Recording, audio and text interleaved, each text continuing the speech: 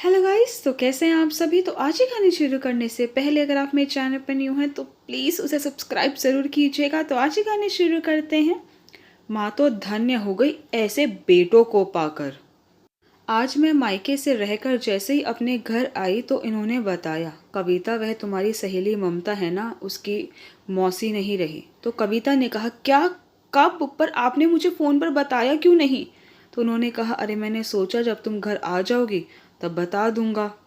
हफ्ता भर हो गया है इस बात को। तो कविता कहती है, ठीक है मैं कल उससे मिलने जाऊंगी। तो यह कहते हैं, ठीक है चली जाना। फिर कविता घर ठीक करने में लग गई। इन्होंने घर पूरा फैला रखा था। फिर अगले दिन मैं ममता के घर गई तो उसकी बेटियां खाना बना रही थी। मैंने पूछा, गुड़िया मम्मा कहाँ हैं। तो वह कहती है, मम्मा अंदर लेटी हैं।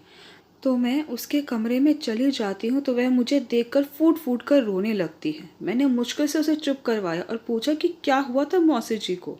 तो ममता कहती कि काफ़ी दिन से बीमार थी, फिर एक दिन फ़ोन आया कि वह नहीं रही। तुम्हें तो पता है कविता, मौसी से मेरा कितना लगाव लगाव था। कहने को वह मेरी मम्मी के दूर के रिश्ते की बहन लगती हैं, पर जब से मैं शादी करके यहाँ आई और मेरी मम्मी ने बताया कि मेरे दूर के रिश्ते की बहन भी यहीं रहती है, वह मुझे लेकर उनके घर भी गई थी, तब से मौसी जी और मेरा रिश्ता माँ बेटी जैसा बन गया था। क्योंकि उनके 4 बेटे थे, कोई बेटी नहीं थी और सगी बहन भी नहीं थी। फिर तो मौसी जी मुझे हर छोटे छोटे मौक़ों पर अपने घर बुलाने लगी और मेरी मम्मी के जाने के बाद वह मुझे एक माँ की तरह ममता देने लगी। बहुत ही शांत स्वभाव की थी। मौसी जी के बच्चे एक ही मकान में अलग अलग फ्लोर पर रहते थे। वे सबसे छोटे बेटे के साथ रहती थी, पर उसकी पत्नी का स्वभाव बहुत तीखा था। इतने मौसा जी रहे, इतने तो फिर भी उनकी बहू थोड़ी बहुत लिहाज कर लेती थी, पर मौसा जी के जाने के बाद तो मौसी जी के साथ उसका व्यवहार बहुत बुरा हो गया था। ना ढंग से खाना देना, कभी बासी खाना देती थी, कभी दोपहर के शाम कर देती थी। बेटा भी पूरा जोरू का गुलाम था। बाकी बेटे बहू तो पास में ही नहीं भटकते थे, सोचते कहीं तुम्हारे मत्थे ना पड़ जाए।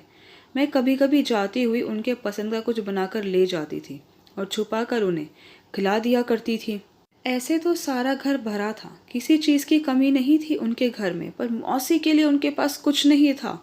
मेरा मन किया कि मैं अपने यहाँ उन्हें ले आऊँ, तो मौसी ने मना कर दिया।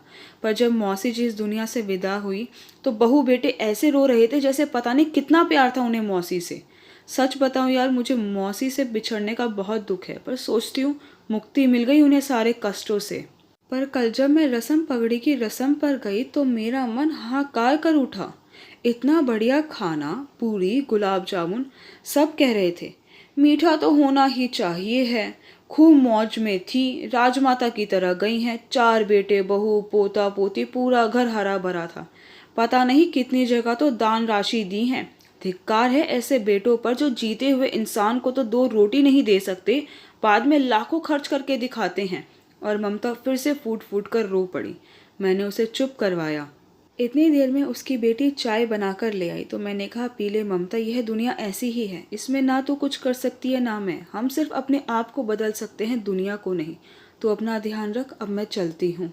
आई होप गाइस कि आपको मेरी वीडियो पसंद आई। आपको मेरी वीडियो पसंद आई है तो प्लीज़ उसे लाइक ज़रूर कीजिएगा, शेयर कीजिएगा, मुझे कमेंट करके ज़रूर बताइएगा कि आपको मेरी वीडियो कैसी लगी। अगर आपने अभी तक मेरे चैनल को सब्सक्राइब नहीं किया तो प्लीज़ उसे सब्सक्राइब ज़रूर कीजिएगा। Thank you so much guys मेरी वीडियो देखने के लिए।